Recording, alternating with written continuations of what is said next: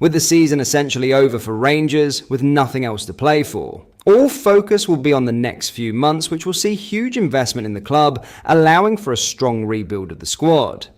In today's video, we have some huge Rangers transfer news as a new midfielder deal is just around the corner. We will look into this in today's video, whilst also going over all the latest Rangers news from the last 24 hours. There is so much to discuss in today's video, so be sure to like the video and subscribe to the channel for daily Rangers content.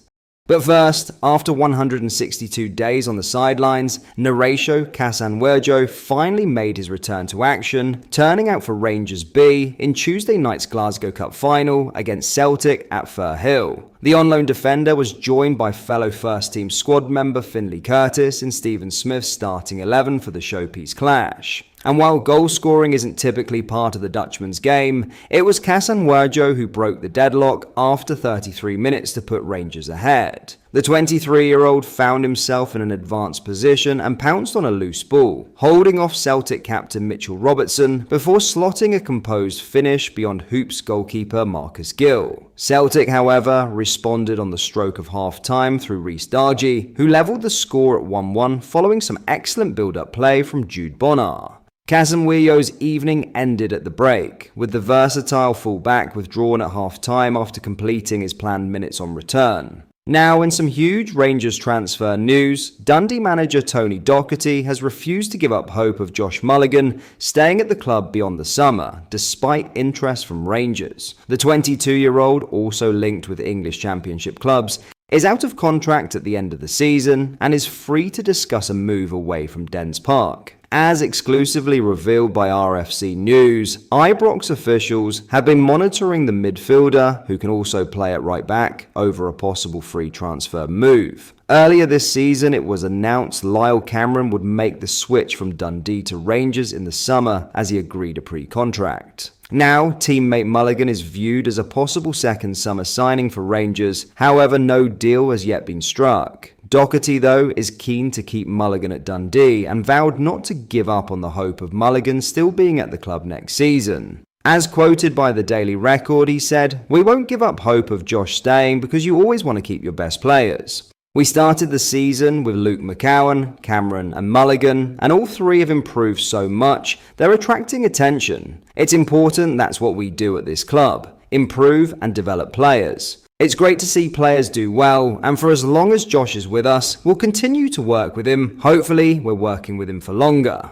In other news, after months of behind-the-scenes negotiations, Rangers Football Club is on the brink of a major transformation. The long-rumoured takeover by 49ers Enterprises is rapidly moving toward completion, with the American consortium poised to acquire a controlling 51% stake in the Ibrox outfit. Last week, the Glasgow Giants publicly confirmed for the first time that a takeover process is indeed underway. According to sources close to the club, an official announcement could arrive within days, a potential turning point in the club's modern era. For many, fresh investment at Rangers is long overdue. After a season devoid of silverware and a yawning 17-point gap behind arch-rival Celtic in the Scottish Premiership, frustrations among the Ibrox faithful are running high. The club has stagnated under the current regime, and hopes now rest on the incoming American leadership to usher in a new era of ambition and competitiveness.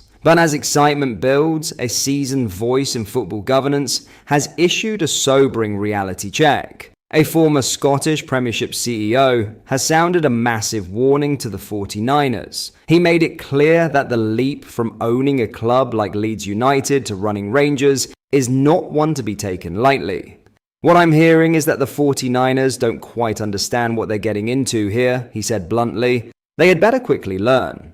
He didn't mince words. While the business side of the deal may look appealing to the Americans, he stressed that they are stepping into something far greater than a typical football acquisition. "They're not just buying a football club," he said.